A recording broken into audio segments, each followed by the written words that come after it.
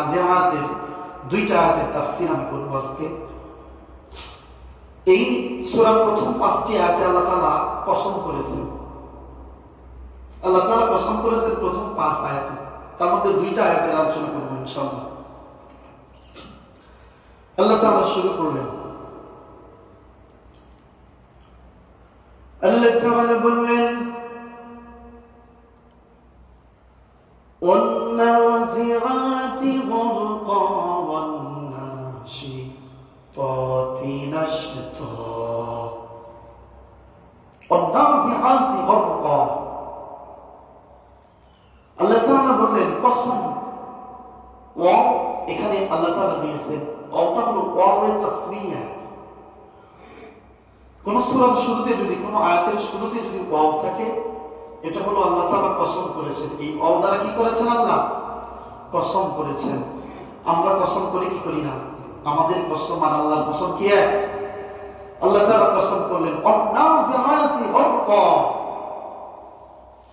কসম সেই সকল ফেরেশতাদের, যেই সকল ফেরেশতারা অত্যন্ত নির্মম ভাবে, অত্যন্ত নির্দয় ভাবে গুনাহগার পাপী তাপী রূহটাকে অত্যন্ত কঠিন ভাবে আযাব দিয়ে দিয়ে তাদের রূহ কবজ করে।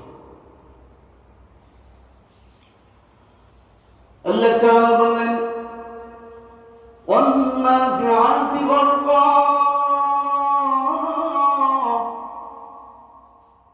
কসম সেই সকল ফেরেশতাদের, যেই সকল ফেরেশতারা অত্যন্ত নির্মম ভাবে কষ্ট দিয়ে দিয়ে পাপী তাপী গুনাহগারের রূহটা কবজ করে।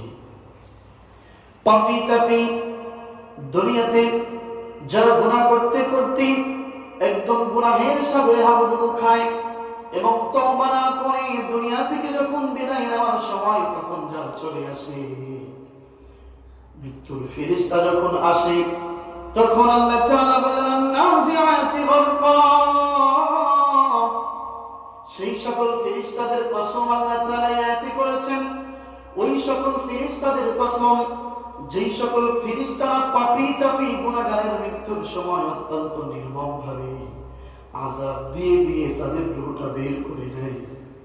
ইবনে মাজার বর্ণনায় হাদিস এসেছে, রাসূল করিম সাল্লাল্লাহু আলাইহি ওয়াসাল্লাম বলেছেন ফাইদা কানা রাজুলু সু, যখন কোন পাপাচারী ব্যক্তির মৃত্যুর সময় চলে আসে, দুনিয়া থেকে চলে যাওয়ার সময় যখন চলে আসে, তখন আসমান থেকে জাহান্নামের ফেরেশতারা